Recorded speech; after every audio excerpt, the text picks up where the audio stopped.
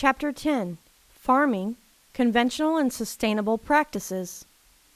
One outcome of the Green Revolution has been a degradation of croplands and increased desertification. To understand these impacts, we must first have a basic understanding of soil. Soil is composed of many parts. The main component of soil is derived from the parent bedrock that was weathered to produce the base. Added components such as organic material, humus, the amount of air and water, and the living components help define the soil type. An illustration of soil ecosystems. As soils form, they produce layers. These layers or horizons make up the soil profile.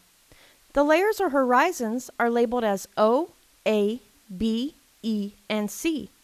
O is the organic layer, derived from decomposed material from living things at the surface.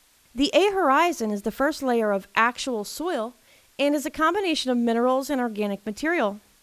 The E horizon is known as the zone of leaching, where nutrients are flushed out. The B horizon is known as subsoil and is typically nutrient poor and composed of clay particles. The C horizon is mostly weathered rock derived from the base layer of bedrock. An illustration of soil profiles. Wind also moves soil. Wind can equal or exceed water as an erosive force, especially in a dry climate and on flat land.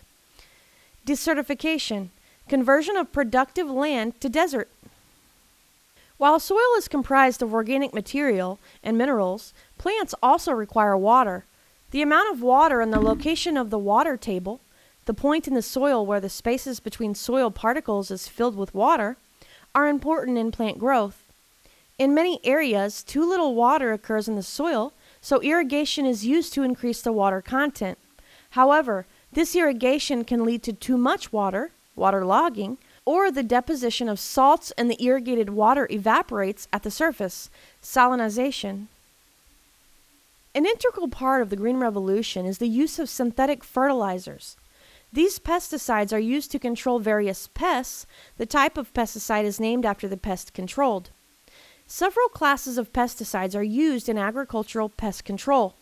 These include organophosphates, chlorinated hydrocarbons, and fumigants.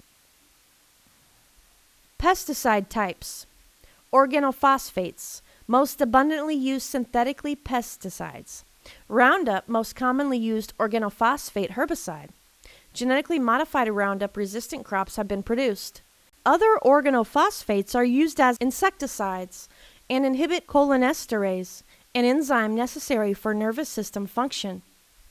Quickly degrade and do not persist. Dangerous to workers and can be lethal. Chlorinated hydrocarbons, fast-acting and highly toxic to sensitive organisms. Fumigants, small molecules like carbon tetrachloride, which are delivered as a gas to penetrate soil or other materials. The heavy use of pesticides has resulted in several environmental issues. Of these, the loss of non-target species and pest resurgence are important.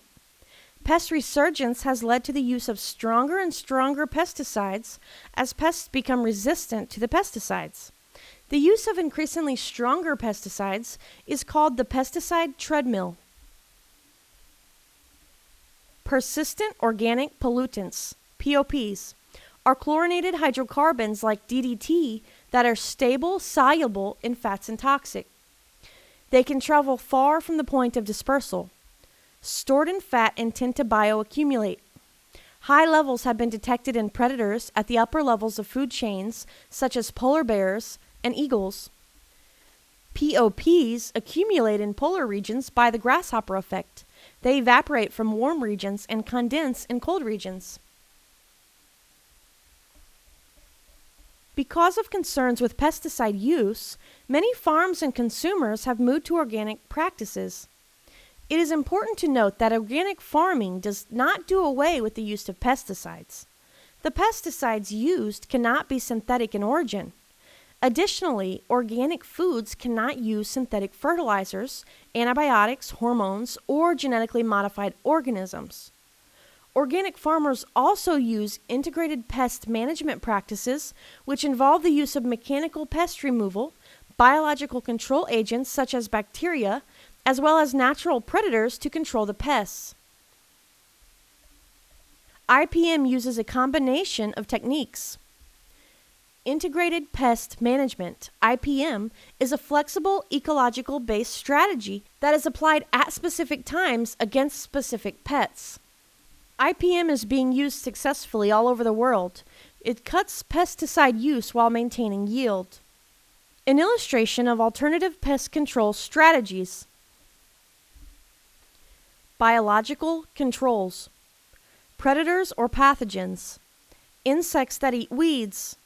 Plants like the neem tree that make their own pesticides. Bioengineering. Hormones that disrupt developmental or attracts insects to traps. Consumers play an important role.